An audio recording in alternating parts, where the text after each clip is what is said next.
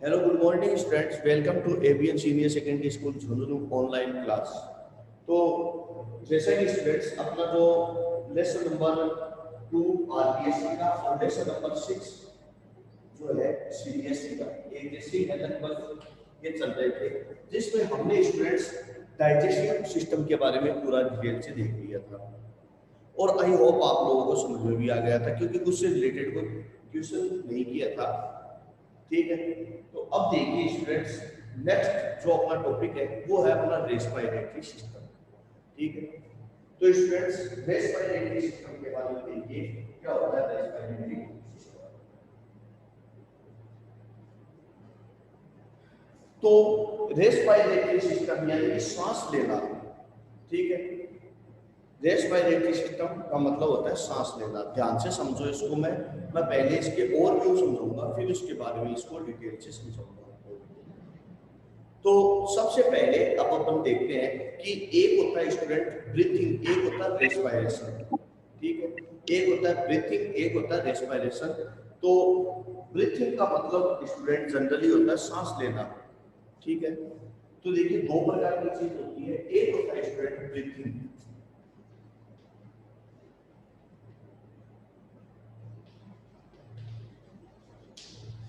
Breathing के अंदर दो प्रकार की प्रोसेस होती है। एक होता है इनहेल और एक होता है एक्सहेल। एक होता है इनहेल और एक होता है एक्सहेल। इनहेल का मतलब सांस को अंदर लेना, जैसे हमने अंदर ली एयर को, और एक्सहेल यानी बाहर छोड़ना। तो ये होती है ब्रीथिंग जनरल प्रोसेस कि सांस को अंदर लिया, छोड़ा। कहाँ? लंग्स के अंदर। तो रेस्पिरेटरी सिस्टम में जो ऑर्गन होता है, जो मेन रोल प्ले करता है, उसका नाम अपना लंग्स ही होता है। उसके बारे में भी अपन डिटेल में बताएंगे। फिर दूसरा है रेस्पिरेशन। दूसरा होता है रेस्पिरेशन। रेस्पिरेशन दो टाइप का होता है स्टूडेंट्स, ध्यान रखना। कितने टाइप का होता है? दो टाइप का होता है। एक होता है एरोबिक, एरोबिक रेस्पिरेशन, और एक एनएरोबिक। एरोबिक और एनएरोबिक रेस्पिरेशन दो टाइप का होता है। ठीक है स्टूडेंट्स, तो रेस्पिरेशन जनरली कितने टाइप का होता है? दो टाइप का होता है। एक होता है एरोबिक और दूसरा होता है एनएरोबिक। तो स्टूडेंट्स इन चीजों के बारे में अपन जनरली बाद में डिस्कस करेंगे, जब अपना रेस्पिरेशन का जनरल टॉपिक कंप्लीट हो जाता है। उसके बाद में अपन एरोबिक और एनएरोबिक के बारे में, इनहेल एक्सहेल, ठीक है, रेस्पिरेशन, ब्रीथिंग, सेलुलर रेस्पिरेशन, इनके बारे में अपन लास्ट में एक टॉपिक इस टॉपिक के ऊपर डिस्कस कर लेते हैं। पहले हम अपना जनरली रेस्पिरेटरी सिस्टम वाला टॉपिक को स्टार्ट करते हैं। ओके स्टूडेंट्स, तो let us start our topic is respiratory system. अब देखिए रेस्पिरेटरी सिस्टम के अंदर जो रेस्पिरेटरी ऑर्गन होता है उसका नाम है स्टूडेंट्स लंग्स। ठीक, उसका नाम है लंग्स। तो रेस्पिरेशन पहले होती क्या है? रेस्पिरेशन एक सेलुलर प्रोसेस होती है जिसके द्वारा जो फूड होता है उसका ऑक्सीडेशन होता है और हमें एनर्जी मिलती है। क्लियर? तो respiration is a cellular process by which in this process they place the oxidation of food and get the energy, ठीक, and release the carbon dioxide gas. ठीक है, ये एक जनरल चीज बताइए, इसकी डेफिनेशन मैं आपको बाद में लिखवा दूंगा। ओके स्टूडेंट्स, तो इसके अंदर अगर आपसे पूछ लिया जाए एक जनरल चीज मैंने आपको बता दी, तो देखिए रेस्पिरेशन के अंदर होता क्या है कि हमने पहले क्या किया था? डाइजेशन।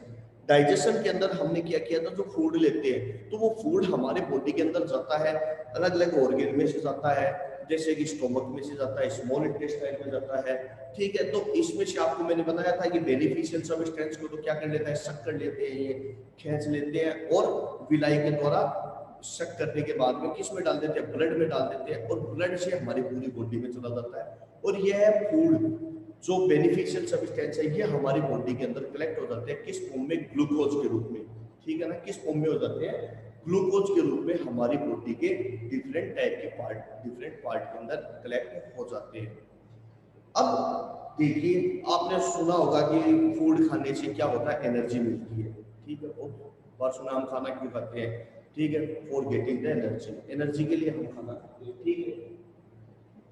लेकिन एनर्जी मिलती कैसे है, क्योंकि एनर्जी कब मिलेगी, जब वो जो फूड है उसका ऑक्सीडेशन होगा, उसको ब्रेक किया जाएगा, तोड़ा जाएगा, तब हमें क्या मिलती है, एनर्जी मिलती है। तो रेस्पिरेशन एक ऐसी प्रोसेस है जिसमें हमारा जो स्टोर फूड है उसको ब्रेक किया जाता है, तोड़ा जाता है, उसका ऑक्सीडेशन किया जाता है, जिससे हमें एनर्जी मिलती है। देखो ये हमारा फूड है स्टूडेंट, C6H12O6, ये किसका फॉर्मूला है, ग्लूकोज,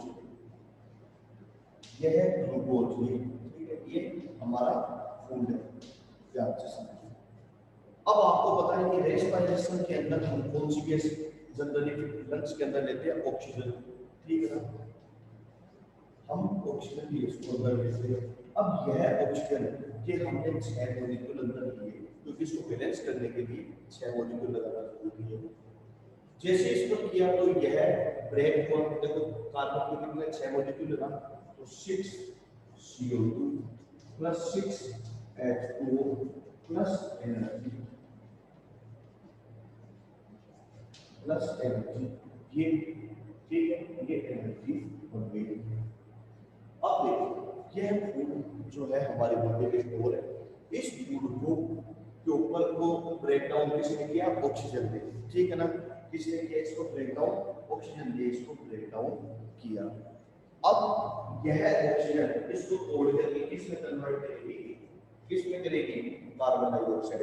अब आप ये देखो इसके अंदर कि जितनी हमने ऑक्सीजन की है उतनी ही, जितनी ऑक्सीजन हमने क्या की, इनहेल की है, उतनी ही कार्बन डाइऑक्साइड इनहेल कर रहे हैं, यानी जितनी हम ऑक्सीजन ले रहे हैं उतनी ही कार्बन डाइऑक्साइड को कर रहे हैं, रिलीज कर रहे हैं, उतना ही वाटर बना। अब देखो कार्बन डाइऑक्साइड को क्या होगा, बाहर की तरफ रिलीज कर दिया जाएगा, ठीक है, कार्बन डाइऑक्साइड को क्या किया जाएगा, बाहर की तरफ रिलीज कर दिया जाएगा, वाटर को हमारी बॉडी की मेटाबॉलिक प्रोसेस में काम आ जाएगा, एनर्जी स्टोर हो जाती है in the form of ATP, ATP, adenosine triphosphate, adenosine triphosphate के रूप में यह हमारी बॉडी के अंदर स्टोर हो जाती है, ठीक है, एडिनोसिन ट्राइफॉस्फेट के रूप में यह हमारी बॉडी के अंदर स्टोर हो जाती है और एनर्जी, ठीक है, जिसको आपने नाम सुना होगा mitochondria, power house of the cell, तो माइटोकॉन्ड्रिया की स्टोर हो जाती है, 9th क्लास में आपने पढ़ा है। ये जनरल प्रोसेस मैंने बताई है रेस्पिरेशन सिस्टम। अब respiratory, which is the respiratory organ, क्या है रेस्पिरेटरी ऑर्गन, रेस्पिरेटरी ऑर्गन है लंग्स। तो अपन अब लंग्स के बारे में देखते हैं स्टूडेंट्स, लंग्स,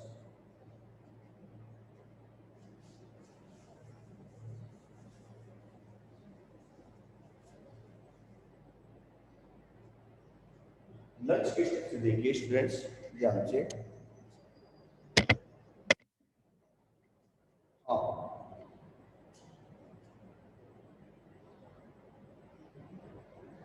ये हमारा माउथ है, ये नोज है,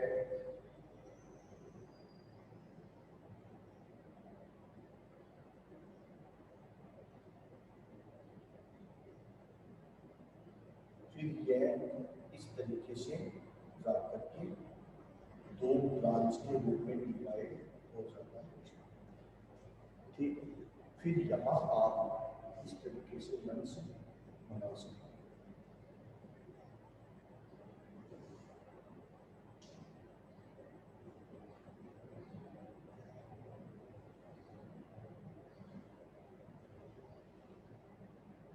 ये ठीक है, ये हमारा लंग्स हो गया।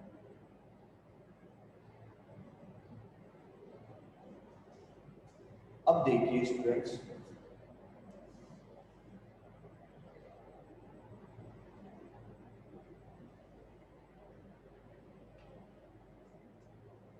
लंग्स और लिवर में इसको और बिट फर्दर मोर डिवाइडेड, यह और भी आगे जा करके डिवाइड हो सकती है,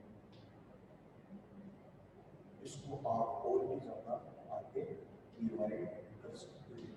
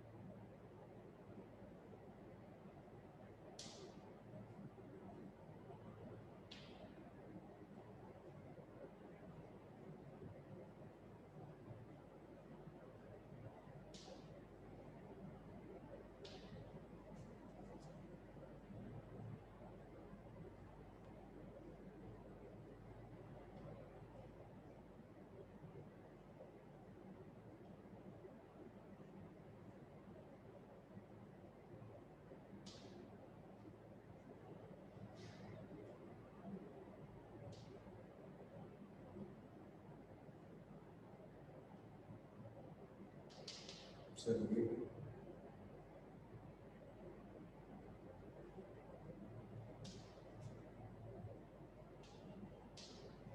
ये हो गया हमारा। एक साइड को अपन लिप्स के साथ कर देते हैं इस तरीके से।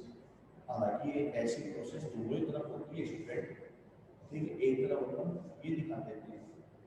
अब यह जो आ रहा है यह नीचे जा करके इस तरीके से बदल जाएगा।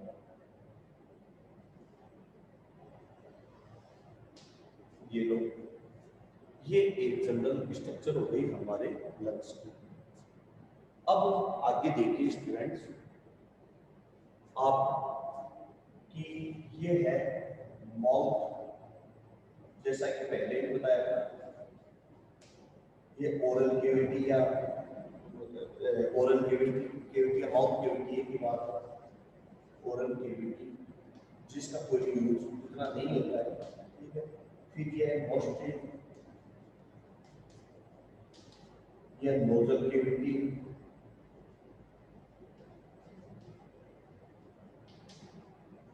ये नोजल कैविटी, इसका नाम है स्टूडेंट्स फेरिंग्स। आप साथ साथ में कॉपी में उतारते रहना स्टूडेंट्स। ये देखो यहाँ सी शेप में इस तरीके से, सी शेप थिंग्स आप इस तरीके से इसमें कर देना। अब इन सब के बारे में अपन डिटेल से डिस्कस करेंगे। फेरिंग्स, यहाँ पर ये जो हिस्सा है ये है लेरिंग्स, ये है ट्रैकिया,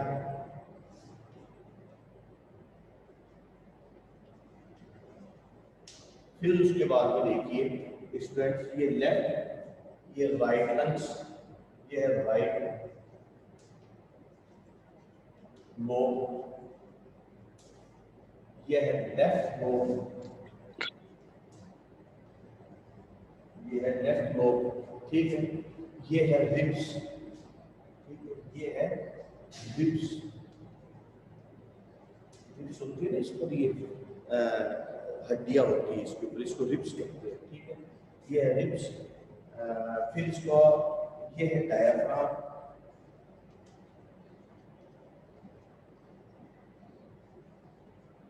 ये डायफ्राम। इसके अलावा अब देखो ये जो डिवाइड हो रहा है इसका नाम है ब्रोंकाई। क्या नाम है इसका? ब्रोंकाई। ब्रोंकाई आगे जाकर के ब्रोंकियोल्स, ब्रोंकियोल्स में डिवाइड हो जाता है। फिर यह है एल्वियोलर डक्ट, ये जो लास्ट है इसका नाम है एल्वियोलर डक्ट, एल्वियोलर डक्ट। और एटलास जो बैलून लाइक स्ट्रक्चर है इसको कहते हैं एल्वियोलर सेट।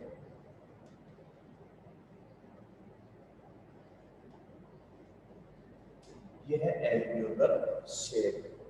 तो यह एक जनरल स्ट्रक्चर होती है अपने लंग्स की। अब इनको मैं और आगे डिवाइड करके दिखाता हूँ, देखिए किस तरीके से है स्टूडेंट्स। तो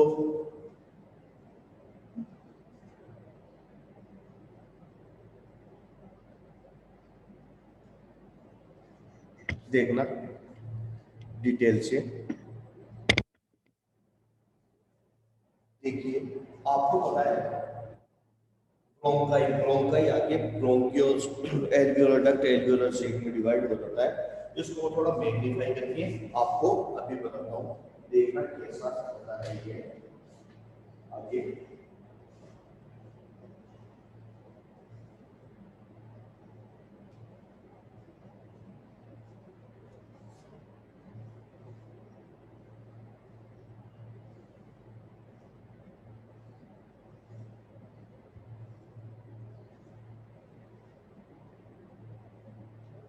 ये है ब्रोंकाई,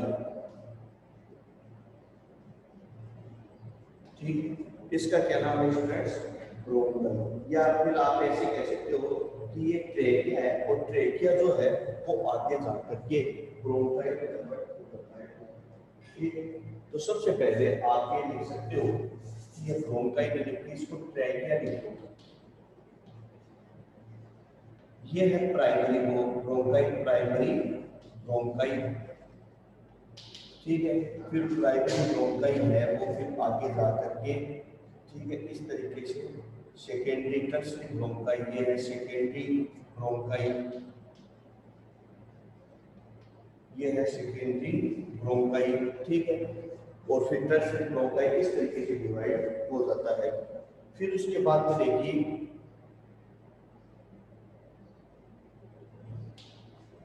फिर उसके बाद में आगे जा करके अपन इसमें देखते हैं कि यह आगे और भी छोटे छोटे पीसीएच के अंदर डिवाइड हो जाता है।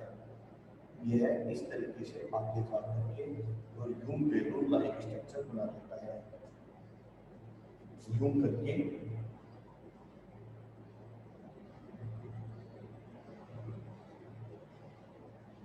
यूं करके आगे जा करके बेलून लाइक स्ट्रक्चर बना देता है। तो ये ब्रोंकाई, ब्रोंकाई आगे किस में कन्वर्ट हो जाता है, ब्रोंकियोल्स। ये आगे जाके किस में कन्वर्ट हो जाता है, ब्रोंकियोल्स। ब्रोंकियोल्स फिर उसके बाद में एल्वियोलर डक्ट, फिर उसके बाद में ये ब्रोंकियोल्स और आगे डिवाइड छोटे छोटे ट्यूबलेट में डिवाइड हो जाता है जिसका नाम है एल्वियोलर डक्ट। ये रही एल्वियोलर डक्ट और इसका नाम है एल्वियोलर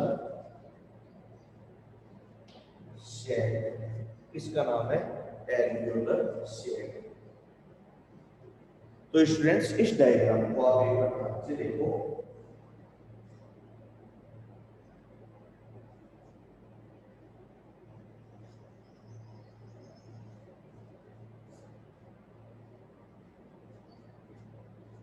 ठीक है, तो ये डायग्राम हो गया अपना। अब अपन अपने टॉपिक पर आते हैं। तो आप देखो ट्रेकिया, ये रहा ट्रेकिया। ये ट्रेकिया किस में डिवाइड हो रहा है, दो पार्ट, लेफ्ट और राइट के अंदर, ठीक है। क्योंकि ये अपने लंग्स है, लंग्स की जो लोब्स है दोनों तरफ की, ठीक है, लंग्स है, इधर का लंग्स और इधर का लंग्स, ठीक है, दोनों दो पार्ट में डिवाइड हो रहा है ट्रेकिया, जिसको कहते हैं ब्रोंकाई। यह है प्राइमरी ब्रोंकाई। यह प्राइमरी ब्रोंकाई आगे सेकेंडरी टर्सरी ब्रोंकाई के अंदर डिवाइड हो जाती है, ठीक है। अभी मैंने इतना ही बताया, फिर अभी डिटेल में बताऊंगा तब आपके समझ में आ जाएगा। फिर उसके बाद में यह प्राइमरी ब्रोंकाई में और छोटी छोटी पाइपें निकलती है, उसको हम क्या कहते हैं, क्या कहते हैं उसको हम कहते हैं ब्रोंकियोल्स, ठीक है। ब्रोंकियोल्स फिर आगे छोटे छोटे पार्ट में और डिवाइड हो जाता है जिसको कहते हैं एल्वियोलर डक्ट, ठीक है। इस एल्वियोलर डक्ट का आगे का पार्ट फूला हुआ होता है, बैलून लाइक होता है, फूला हुआ, जिसको हम कहते हैं एल्वियोलर शैक। ये स्टूडेंट्स एक जनरल जो स्ट्रक्चर बनाई है वो मैंने आपको बता दी है। एग्जाम के अंदर इसको आप और ध्यान से देख लो, इधर चाहो तो इसका स्क्रीनशॉट ले लेना, आपको दिक्कत भी नहीं होगी। और ये आप देखो लंग्स, ठीक है, इस लंग्स के बारे में भी आप इसको ध्यान से देखो, मैग्नीफाई करके मैंने आपको बता दिया है। अब अपन इनके बारे में डिटेल से स्टडी करते हैं, इनके टॉपिक के बारे में कैसे कैसे होता है। ओके स्टूडेंट्स, तो अपन अपना स्टार्ट करते हैं टॉपिक। तो सबसे पहले ह्यूमन रेस्पिरेटरी सिस्टम, ठीक है। तो ह्यूमन रेस्पिरेटरी सिस्टम के अंदर देखिए,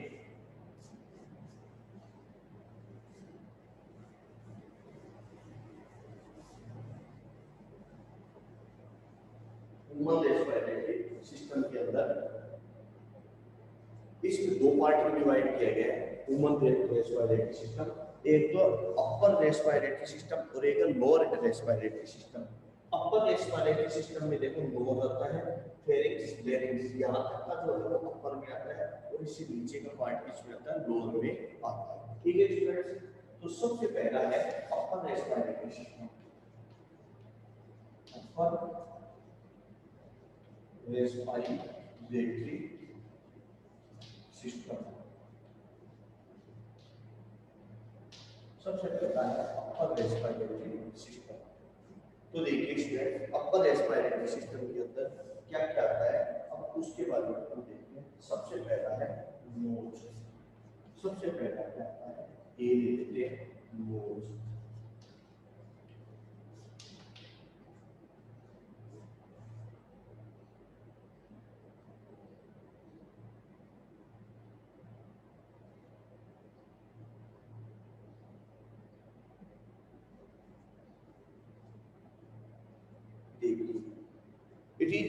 play the most important role, या it is the most important role, ठीक है, it has the most important role in the respiration system, the nose has the most important role in the respiratory system.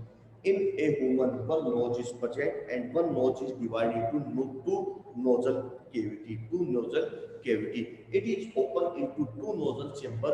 ठीक है, and each chamber is divided by a bones between. ये है दो bones के द्वारा, ये है bones के द्वारा दो nasal cavity या chamber में खुलता है.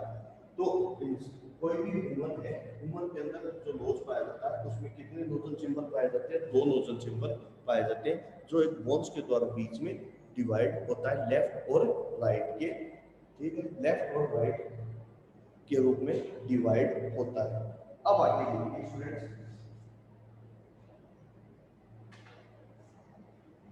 फिर उसके बाद में अब इसके अंदर जब रेस्पिरेशन की प्रोसेस होती है तो इसमें ऐसी क्या क्या इंपॉर्टेंस खूबियां पाई जाती है, ठीक है, क्या क्या इसकी प्रॉपर्टी होती है कि इसको हमने मोस्ट इंपॉर्टेंट बोला, क्योंकि रेस्पिरेशन की स्टार्टिंग तो नोज से ही होती है.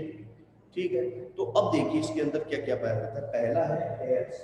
इसमें देखो क्या क्या पाए जाते हैं. Hairs, mucus gland, mucus gland. तो देखो इसके अंदर क्या पाया जाता है. हेयर्स पाए जाते हैं. हेयर्स क्या होता है? नाक के अंदर, नोज के अंदर. अब देखिए नोज, नोज आगे जाकर के दो नोस्ट्रियल नोजल चेंबर में खुलता है. ये नाक है, ये नोजल किसमें खुलता है? नोजल कैविटी में खुलता है या नोजल चेंबर में खुलता है, लेफ्ट और राइट के अंदर. और नोजल चेंबर में एक तो पाए जाते हैं हेयर्स. ये हेयर्स क्या करते हैं? जो पार्टिकल चले जाते हैं, कोई धूल मिट्टी है, कुछ सस्पेंडेड पार्टिकल है, उसको वही ट्रैप कर लेते हैं, उसको वही रोकने का काम करते हैं. कौन करते हैं? नोज. ठीक है, नोजल चेंबर के अंदर जो हेयर्स होते हैं वो क्या करते हैं? उसको वही रोकने का काम कर देते हैं. Clear student? तो पहला हेयर्स. फिर म्यूकस ग्लैंड. कब वो बहुत ही स्मॉल, कब वो मान लो बहुत ही ज्यादा स्मॉल पार्टिकल्स होते हैं, वो है नोजल हेयर्स के द्वारा ट्रैप नहीं किए जाते, तो आगे जाकर म्यूकस ग्लैंड होती है हमारे नाक में इस जगह के ऊपर. ठीक है स्टूडेंट, इस जगह के ऊपर जाकर यहाँ पर म्यूकस ग्लैंड होती है जो एक लिक्विड, एक कलरलेस लिक्विड सीक्रेट करती है जिसका नाम है म्यूकस. जिसका क्या नाम है? म्यूकस होता है. ये जैसे ही कोई पार्टिकल जो फॉरेन पार्टिकल है, जिसको आप एंटीजन भी कह सकते हो, जो हमारे लिए नुकसानदायक है. क्यों? क्योंकि वह पार्टिकल अगर हमारे लंग्स में चला गया तो बहुत दिक्कत हो जाएगी, बहुत ज्यादा डैमेज कर सकता है हमारे लंग्स को. तो ये क्या करता है? म्यूकस उसको रोकता है. और अगर नहीं रुके तो वहां से म्यूकस यानी कि इसमें स्वेलिंग आ जाती है, सूज जाती है, जिसको कहते हैं सर्दी जुकाम एलर्जी हो जाती है. उस समय यहाँ म्यूकस ग्लैंड के अंदर स्वेलिंग आ जाती है और वह म्यूकस सीक्रेट करता है. और वो लिक्विड जब बहता है, ठीक है, वो लिक्विड जब नाक से बाहर बहता है तो उसके साथ जो पार्टिकल्स होते हैं वो भी लगातार बाहर निकल जाते हैं. और इस तरीके से हमारे लंग्स के अंदर प्योर फिल्टर एयर ही जाती है. Clear student? तो इस तरीके से क्या होगा कि हमारे शरीर के अंदर क्या जाती है? फिल्टर एयर ही जाती है. तो यह एयर को फिल्टर करने का काम करता है. तो स्टूडेंट्स इस तरीके से हमारा नोजल वाला टॉपिक कंप्लीट हुआ. नेक्स्ट देखिए स्टूडेंट्स, नोज हो गया. फिर सेकंड है वो है माउथ. सेकंड है B, mouth. Mouth is also a respiratory organ. ठीक है, it is also a respiratory organ. एक रेस्पिरेटरी ऑर्गन होता है, but we never use the mouth as the respiratory organ because there is no facility to trap the unknown particle. ठीक है, कि यह एक रेस्पिरेटरी ऑर्गन के रूप में होता है, लेकिन इसमें कोई ऐसी फैसिलिटी नहीं होती है कि जो अनवांटेड पार्टिकल होता है उसको यह रोक सके. इसलिए एयर को फिल्टर करने की कोई भी प्रकार की फैसिलिटी नहीं होती है माउथ के अंदर. इसलिए स्टूडेंट्स माउथ का यूज हमें रेस्पिरेशन के लिए नहीं करना चाहिए. कई लोग जो दौड़ लगाते हैं, रनिंग करते हैं, वो लोग क्या करते हैं?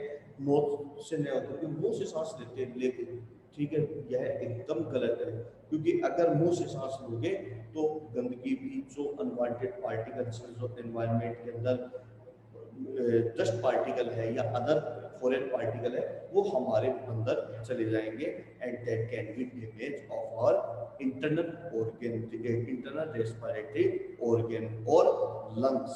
Clear students? तो ये एक जनरल चीज हो गई। अब देखिए आगे माउथ हो गया, फिर माउथ के बाद में नेक्स्ट है स्टूडेंट्स फेरिंग्स। सी है फेरिंग्स। स्टूडेंट्स साथ साथ में आप लोग इनके डायग्राम भी बनाते रहना, क्योंकि एग्जाम में डायग्राम बहुत बार पूछा जाता है। Pharynx shape like the digestive system. Pharynx के बारे में मैंने आप लोगों को डाइजेस्टिव सिस्टम में बता दिया, फिर बता देता हूँ। देखिए देखो इसको आप ऐसे समझो स्टूडेंट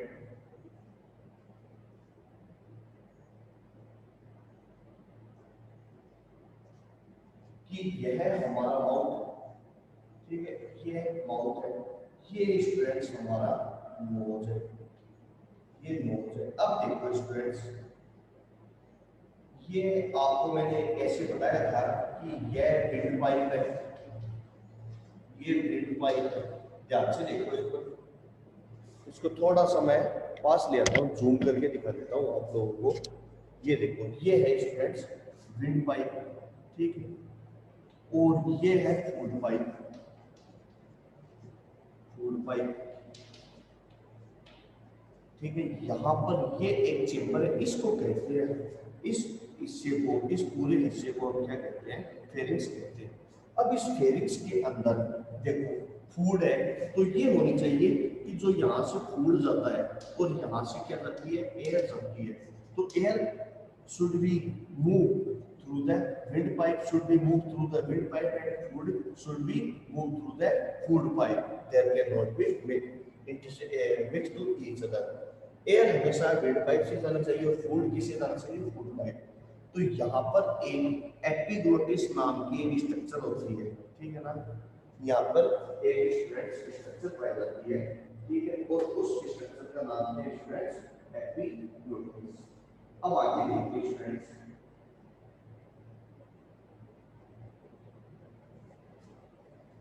देखो ये है,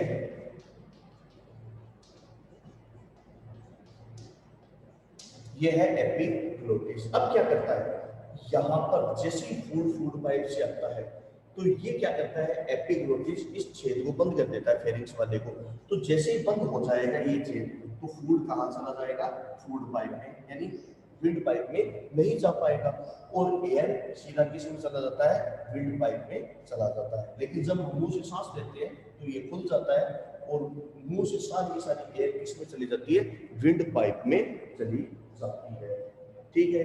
यह तो कभी इमरजेंसी कंडीशन में काम में लेने की सांस, अदरवाइज हमें जैसा नेचर ने हमें प्रोसेस बताई है वैसे ही हमें करना चाहिए। तो स्टूडेंट्स अपना फेरिंग्स हो गया। फेरिंग्स के बारे में मैंने आपको सेकंड टाइम और बताया है, क्यों? क्योंकि इससे पहले मैंने फूड डाइजेशन सिस्टम के अंदर आपको फेरिंग्स के बारे में बता दिया था। ओके स्टूडेंट्स, तो फेरिंग्स हो गया। नेक्स्ट है लेरिंग्स। नेक्स्ट देखिए लेरिंग्स।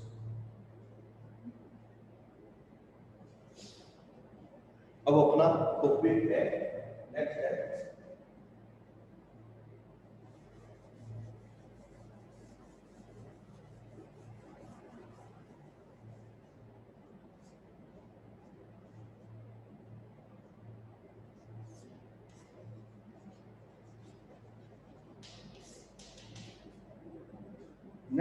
लेरिंग्स।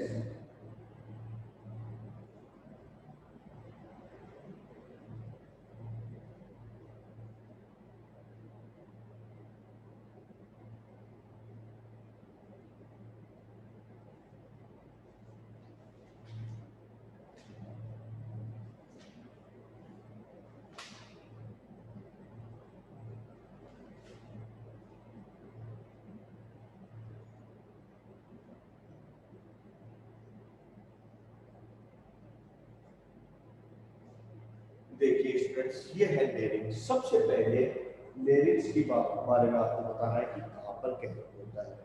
तो larynx is also present between larynx is also present between pharynx and trachea। यह है ट्रेकिया और फेरिंक्स के बीच का हिस्सा होता है, इसके बीच का पार्ट होता है larynx। ठीक है, तो larynx is also present between pharynx and trachea। Trachea और फेरिंक्स के बीच का हिस्सा होता है। It is also known as voice box.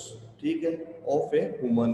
Human का वॉइस बॉक्स जो भी अपन बोलते हैं, ठीक है, वो क्या करता है, ये वॉइस बॉक्स कहलाता है, यानी कि वॉइस जनरेट करता है, वॉइस बॉक्स। ठीक है, it is also known as voice box. अब देखिए, फिर आगे देखिए, वॉइस बॉक्स हो गया। फिर उसके बाद में आगे है कि यह 9 कार्टिलेजिनस जो मसल्स है उससे बना हुआ होता है। ये छोटे छोटे क्वेश्चन आपसे पूछे जाते हैं। ठीक है, इसमें छोटी छोटी बोन्स पाई जाती है, कितनी 9। तो यह 9 कार्टिलेज स्ट्रक्चर से 9 कार्टिलेजिनस स्ट्रक्चर से मिलकर बना हुआ होता है। अपना एक वॉइस बॉक्स होता है जो हमारी बॉडी के अंदर क्या क्रिएट करता है, साउंड क्रिएट करता है। ठीक है, अब होता क्या है, इसके अंदर देखिए कुछ मेम्ब्रेन होती है, 2-3 मेम्ब्रेन होती है, इस तरीके से एक दूसरे के एकदम पास से ये मेम्ब्रेन पाई जाती है। जैसे ही हम अपने जो लंग्स है, लंग्स के अंदर से एयर को फोर्सली बाहर छोड़ते हैं, एक्सहेल करते हैं, तो इन मेम्ब्रेन के बीच में से तेजी से जो एयर होती है वो बाहर निकलती है। और जैसे ही यह एयर तेजी से बाहर की तरफ निकलती है तो उसी दौरान इसके अंदर वाइब्रेशन होता है। और जैसा कि आपको 9th क्लास में साउंड वाले चैप्टर में बताया था कि हर वो चीज जो वाइब्रेट होती है वो साउंड क्रिएट करेगी। ठीक है, everything vibrated, everything else which vibrate which create a sound। जो साउंड कौन क्रिएट करता है, जो वाइब्रेशन होगा जिसमें, तो इसमें वाइब्रेशन से क्या होता है, साउंड क्रिएट होता है। और उस साउंड को वर्ड कौन देता है, अपनी जीभ, अपनी टोंग देती है। क्लियर? तो स्टूडेंट्स, लेरिंग्स के बारे में जनरली टॉपिक हो गया। वॉइस बुक्स के बारे में अगर आप बोलोगे तो मैं और करवा दूंगा। ठीक है, इसके अगर आप कहोगे तो इसको डिटेल में और करवा दूंगा पहले। ठीक है, एक बार आप लोगों की बुक में देखना है कि क्या इतना कुछ है क्या। ठीक है, क्योंकि इस पर, क्योंकि मैंने एक बार देखी नहीं है आपकी जो सीबीएसई वालों को, सीबीएसई वालों की बात कर रहा हूँ मैं, कि उनकी बुक में मैंने भी देखा नहीं है कि लिरिक्स के बारे में कितना और लिखा है। जनरली ये चीजें तो है ही है, आरबीएसई में भी, सीबीएसई में, ये तो मुझे पता है, लेकिन क्या और भी आगे डिटेल में अगर लिखा हुआ है तो मैं फिर करवा दूंगा आपको। क्योंकि उसके अंदर क्या है कि आपकी जो बुक है उसमें केवल पॉइंट पॉइंट लिखे हुए हैं, नाम नाम से लिखे हुए हैं, उसके बारे में डिटेल से मैं आप लोगों को, अगर होगा तो मैं डिटेल से आपको अपने नेक्स्ट वीडियो में इसके बारे में एक्सप्लेन कर दूंगा। तो ये हो गया स्टूडेंट्स अपना लिरिक्स। लिरिक्स के बाद में नेक्स्ट स्टूडेंट अपना ट्रैकिया।